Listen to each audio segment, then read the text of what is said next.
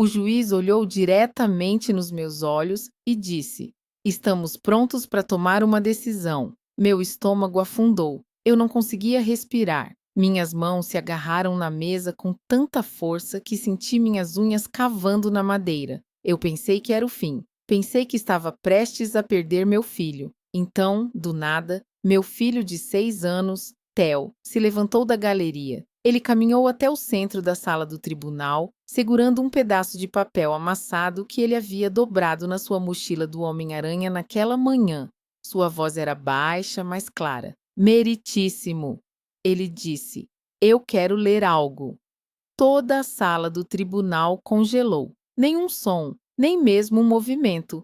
Todos os olhos se voltaram para ele. Esse menininho, com um suéter azul marinho oversized, estava em pé na frente de um juiz, segurando uma carta com as 2 mãos como se fosse a única coisa que o mantivesse de pé. Eu não conseguia falar. Eu não conseguia me mover. Eu só fiquei olhando para ele, meu coração batendo tão forte que doía. O que ele disse a seguir mudou tudo. Meu nome é Jessa Carter. Tenho 33 anos. Sou designer gráfica freelancer e mãe de um menininho chamado Theo. Ele tem 6 anos. Ele gosta de dinossauros, manteiga de amendoim em tudo e dormir com a luz acesa. Ele tem meus olhos e a maneira quieta e constante de observar o mundo do pai dele. Antes de tudo se tornar um pesadelo, nossa vida era simples. Não perfeita, mas simples. Morávamos em uma casa pequena de 2 quartos, na periferia da cidade. O aluguel era acessível e o quintalzinho tinha espaço suficiente para uma caixa de areia e um balanço enferrujado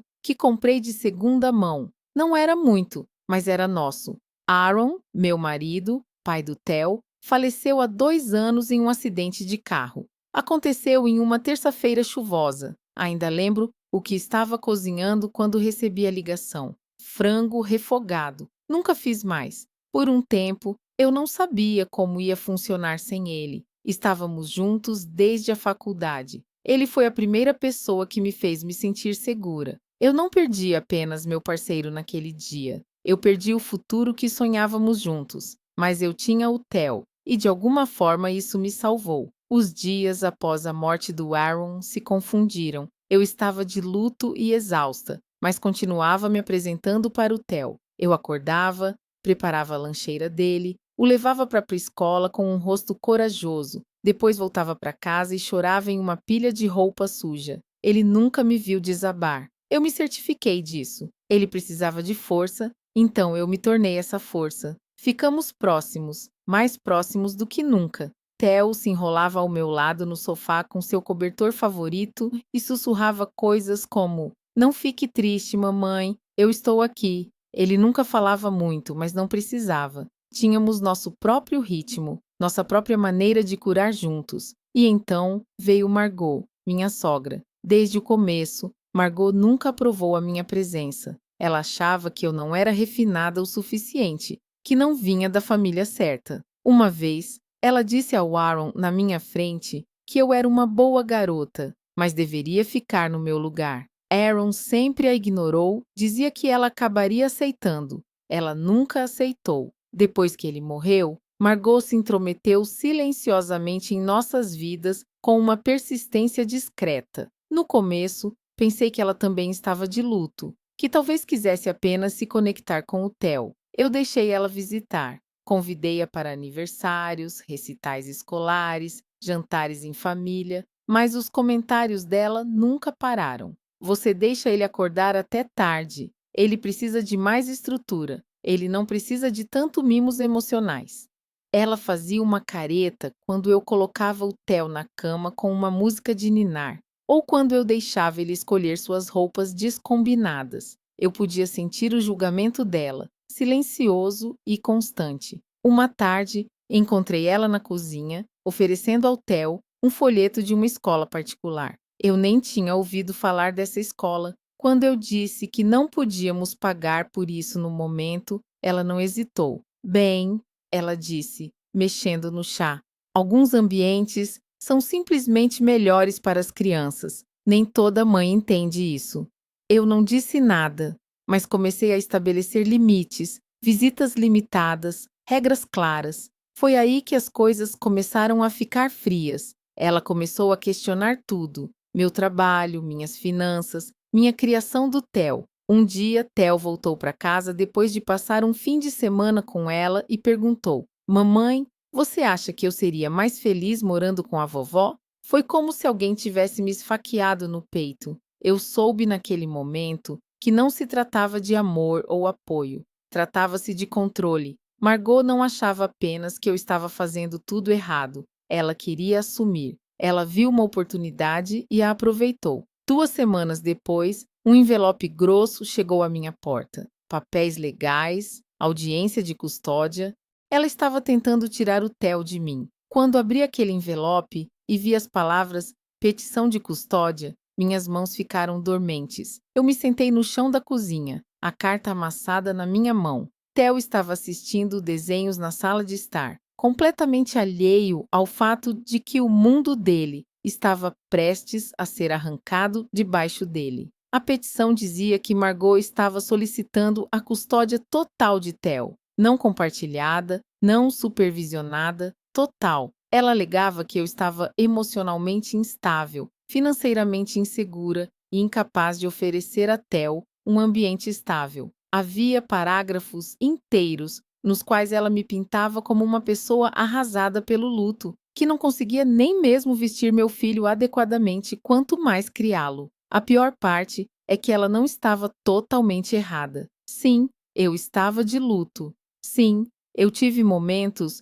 em que chorei no chuveiro ou esqueci de dobrar a roupa, mas eu me apresentava para o meu filho todos os dias. Eu o alimentava, o abraçava, ajudava com a lição de casa, beijava sua testa quando ele tinha pesadelos. Eu era o lugar seguro dele. E agora, alguém estava tentando dizer ao mundo que isso não era suficiente. Eu liguei para a Lena, minha irmã mais velha, que chegou em casa em menos de 1 hora. Ela leu os papéis 2 vezes antes de dizer algo. Ela está jogando sujo, Jess, mas você não pode deixar ela ganhar.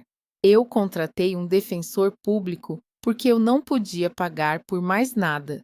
Ele era gentil, mas sobrecarregado. O conselho dele era basicamente: fique calma, seja respeitosa, documente tudo. Ele não inspirava confiança. Enquanto isso, Margot contratou um dos melhores advogados de família da região, alguém especializado em batalhas de custódia de alto perfil. Eu comecei a manter um diário de cada interação. Juntei os relatórios escolares de Theo, notas do pediatra, fotos, e-mails dos professores, qualquer coisa que mostrasse que ele estava saudável, feliz e seguro. Toda noite, depois que Theo ia para a cama, eu me sentava no chão da sala de estar, cercada por pastas e e-mails impressos, enquanto reprises passavam silenciosamente ao fundo, só para impedir que minha mente se desmoronasse. E então veio o tribunal. A primeira audiência foi procedural, mas foi o suficiente para me assustar. Margot estava lá, com um terno azul marinho, parecendo a CEO de alguma corporação. Ela sorriu para Theo quando ele entrou, mas seus olhos estavam em mim, como uma águia observando um animal ferido. O advogado dela estava polido, confiante, e sabia exatamente como transformar pequenos fatos em falhas de caráter devastadoras. Ela não tem uma renda consistente, ele disse. Ela trabalha de casa, mal, não tem família por perto para ajudar. Ela sofre de ansiedade e ainda está visivelmente de luto pelo falecimento do marido. Acreditamos que a senhora Carter, embora bem intencionada, não está emocionalmente preparada para fornecer o que Theodore precisa a longo prazo. Eu quis gritar. Eu queria me levantar e gritar que nada daquilo significava que eu era uma mãe ruim. Mas fiquei parada, como meu advogado me pediu, calma, respeitosa. De volta para casa, Theo podia perceber que algo estava errado. Uma noite, depois de escovar os dentes, ele me perguntou: Mamãe, eu vou ter 2 casas agora. Eu não sabia o que dizer, então menti. Não, meu bem, mamãe está apenas resolvendo umas coisas de adulto. Vai ficar tudo bem. Mas lá no fundo, eu não tinha certeza. Margot começou a puxar mais truques. Ela ligou para o Serviço de Proteção à Criança, uma denúncia anônima. Alguém havia alegado que eu deixava Theo sozinho durante o dia. Um assistente social apareceu de surpresa enquanto eu estava em uma chamada de Zoom com um cliente. Theo estava montando Lego na mesa da cozinha de pijama. Eu respondi todas as perguntas, dei uma tour pela casa e ofereci os contatos dos professores e do pediatra de Theo. Ela saiu educadamente, mas sua presença ficou no ar como fumaça. Na noite seguinte, tranquei a porta e chorei na cesta de roupa suja. Naquela semana, Theo me desenhou uma imagem. Era uma versão de desenho de palito de mim e dele de mãos dadas, em frente à nossa casa. Uma bolha de fala flutuava acima da minha cabeça de desenho. Eu te amo mais do que tudo. Eu pendurei na geladeira e fiquei olhando por um longo tempo. Eu não sabia como isso ia acabar, mas sabia uma coisa com cada célula do meu corpo. Eu não ia desistir, não do meu filho, não sem lutar. Na noite anterior à audiência final de custódia, eu mal consegui dormir. Me sentei à mesa da cozinha com uma xícara de chá frio, papéis espalhados ao meu redor como uma armadura, e-mails da professora de Theo elogiando o progresso dele, notas do pediatra sobre o desenvolvimento saudável dele, desenhos que ele havia feito na escola. Eu até imprimi o folheto da hora de leitura Mamãe e Eu, da biblioteca local, a qual íamos todas as terças-feiras. Eu queria estar preparada. Eu precisava mostrar que Theo não estava apenas sobrevivendo comigo. Ele estava prosperando. Ainda assim, a dúvida continuava se infiltrando pelas brechas. E se o juiz me visse da mesma forma que Margot? E se pensassem que o luto me fazia fraca? E se ser emocional, ser gentil, ser honesta, de algum modo significasse que eu não era adequada para ser mãe? Lena veio me ajudar a me preparar. Ela trouxe lanches que eu não comi e uma pasta com fotos antigas que ela achava que eu poderia usar. O terceiro aniversário de Theo, seu primeiro dia na pré-escola. Uma selfie nossa assando biscoitos com farinha por toda a nossa cara. Você tem tudo o que precisa, ela disse suavemente, colocando a mão sobre a minha. Você só precisa deixar eles verem quem você realmente é. Mais tarde, naquela noite, depois que ela foi embora, eu encontrei Theo sentado de pernas cruzadas no chão do seu quarto, escrevendo algo em um pedaço de papel pautado. O que você está fazendo, querido? Eu perguntei, me agachando ao lado dele. Ele olhou para cima, seus olhos sérios de uma maneira que não era de se esperar em uma criança de 6 anos. Estou escrevendo uma carta. Ele disse, para o juiz. Eu pausei. Uma carta? Ele assentiu. Só para garantir que eles saibam o quanto eu quero ficar com você. Eu senti minha garganta apertar. Theo, isso é muito fofo, mas está tudo bem, eu disse rapidamente. Eu não vou dizer nada de mal sobre a vovó. Eu só quero que eles saibam como é estar com você. Ele dobrou o papel em 4 e colocou no seu mochilão. Eu vou levar comigo, só por precaução. Eu não sabia o que fazer com aquilo. Uma parte de mim queria dizer não, que não era trabalho dele consertar isso. Mas a outra parte, a que sabia o quão inteligente, gentil e profundamente sensível meu filho era, apenas acenou com a cabeça e o abraçou forte. Na manhã seguinte, estava frio e cinza. Theo usava seu suéter favorito azul marinho, aquele com o pequeno pet de dinossauro na manga. Eu tranquei o cabelo dele em um pequeno coque, como ele gostava, e coloquei um lanche extra só por precaução. Sentamos em silêncio na parte de trás do tribunal esperando. Margot chegou com um casaco de grife e saltos de verniz. O advogado dela entrou com uma maleta que parecia mais cara do que todo de meu guarda-roupa. Eu tentei não olhar para eles. Fiquei focada na mão de Theo, na minha. Quando o juiz nos chamou, eu me levantei com o advogado e respirei fundo. O advogado de Margot foi o primeiro. Ele falou sobre estabilidade financeira, rotina e os benefícios de uma casa com 2 pais, o que ela poderia aparentemente simular com uma babá ao vivo e tutores. Ele insinuou que minha casa era um lugar de caos e fragilidade emocional. Mantive meu rosto neutro. Lembrei das palavras de Lena. Deixe-os ver quem você é. Quando chegou a minha vez, eu falei calmamente. Falei sobre nossa rotina, escola, lição de casa, histórias antes de dormir. Mostrei provas do progresso de Theo, suas amizades, seu conforto e segurança. Eu não chorei, eu não implorei, eu apenas falei a verdade. Então, justo quando o juiz se inclinou para fechar a audiência, Theo puxou minha mão. Ele se levantou, saiu do banco e caminhou lentamente à frente. Meritíssimo, ele disse, segurando aquele mesmo pedaço de papel dobrado. Posso ler algo? Eu escrevi. O juiz piscou, surpreso. Você escreveu algo, filho? Theo assentiu. Sim, senhor, é para você. A sala ficou completamente silenciosa. Até Margot parecia congelada, sem saber o que estava acontecendo. O juiz olhou para mim, depois olhou de volta para Theo. Tudo bem, ele disse. Pode ir em frente. Theo desdobrou o papel, alisou-o sobre a mesa à sua frente e limpou a garganta. Theo ficou lá pequeno e firme, segurando aquele pedaço de papel como se fosse feito de vidro. A voz dele não tremeu. Meu nome é Theo Carter, ele começou. Tenho 6 anos, eu gosto de dinossauros, queijo quente e brincar com minha mãe. Eu quero morar com minha mãe.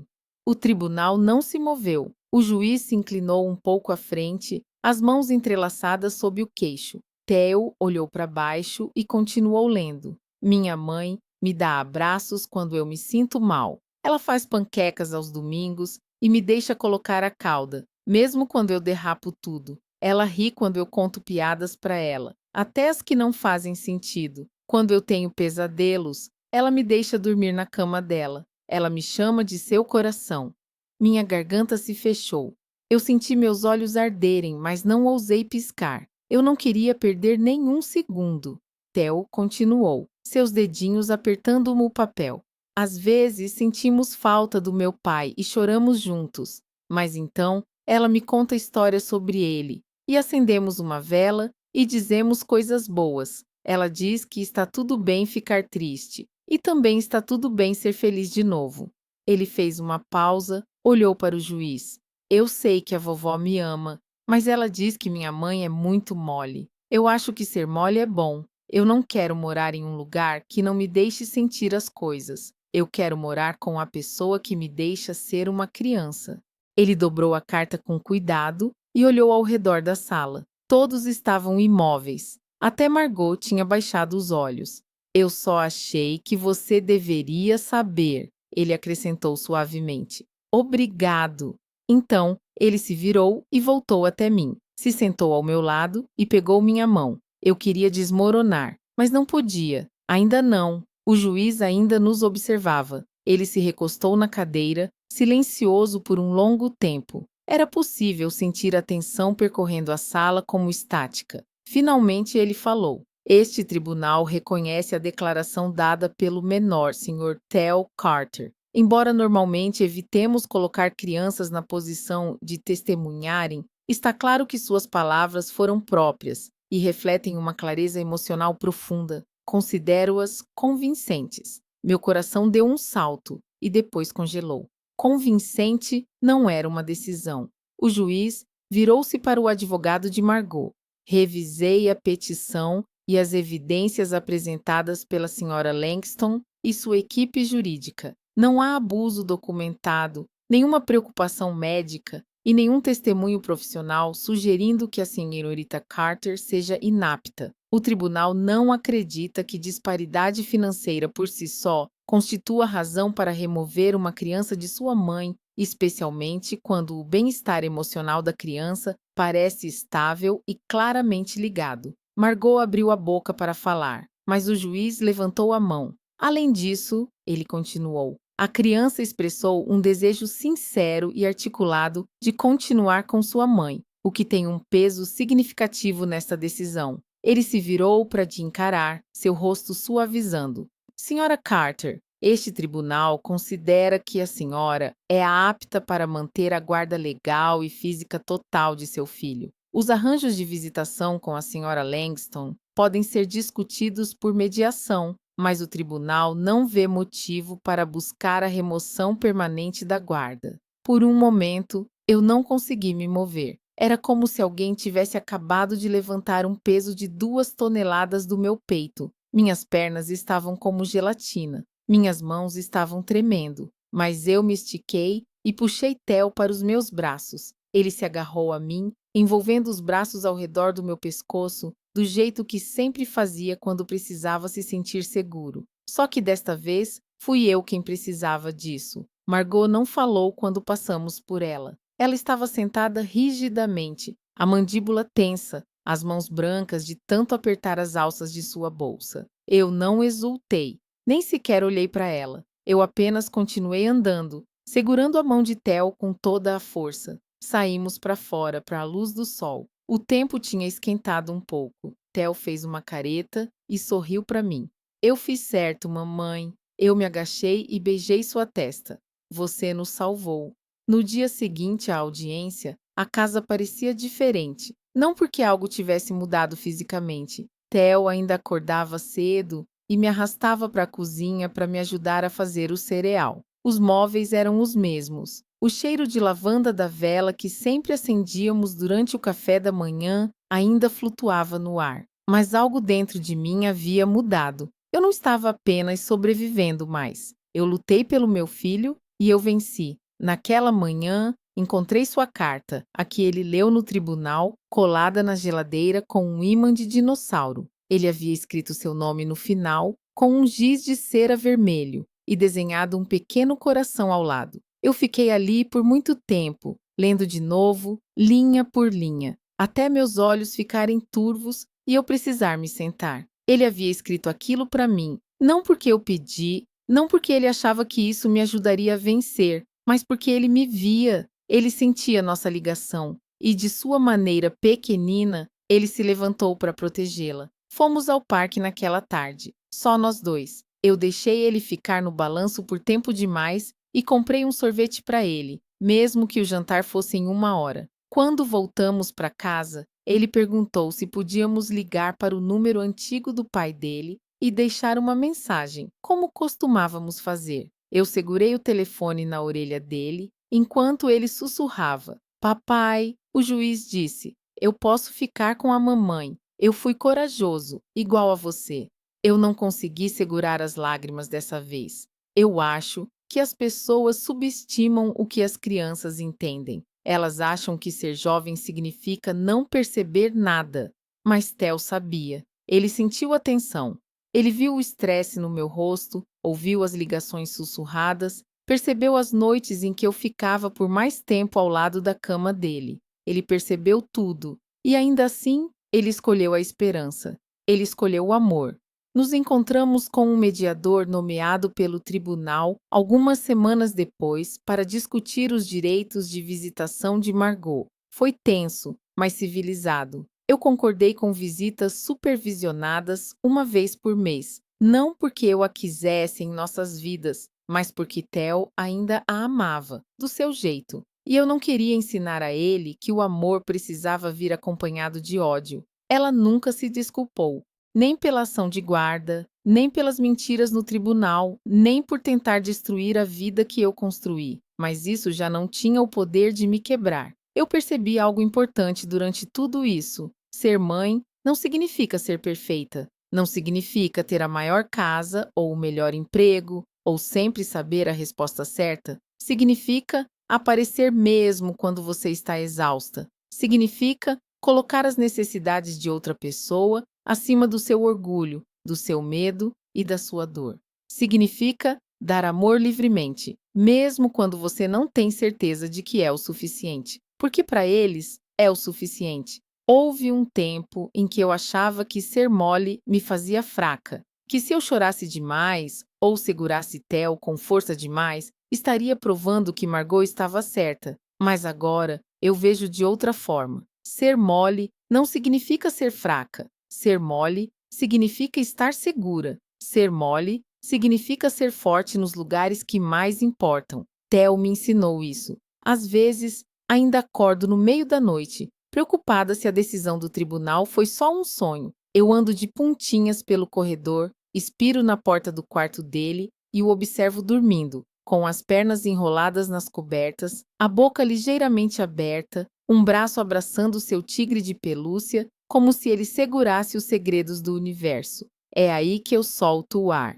Estamos bem, Mais do que bem, estamos inteiros. Se você é pai ou mãe, ou já lutou para proteger alguém que ama, sabe como é isso. Você conhece o pânico de se sentir impotente e o fogo que isso acende dentro de você. Você sabe como é ser subestimado, ignorado e ser dito que você não é o suficiente. Mas eu espero que você também saiba que seu amor importa, mesmo quando é silencioso, mesmo quando é questionado. E se ninguém te disse hoje, você está fazendo melhor do que pensa. Se essa história tocou você, se ela lembrou alguém que você ama ou algo que você teve que lutar, espero que você reserve um momento para curtir este vídeo. Isso ajuda mais do que você imagina. Compartilhe com alguém que pode precisar de um pouco de esperança hoje. Alguém passando por uma batalha de custódia ou apenas tentando manter sua família unida, um dia de cada vez. E por favor, deixe um comentário abaixo.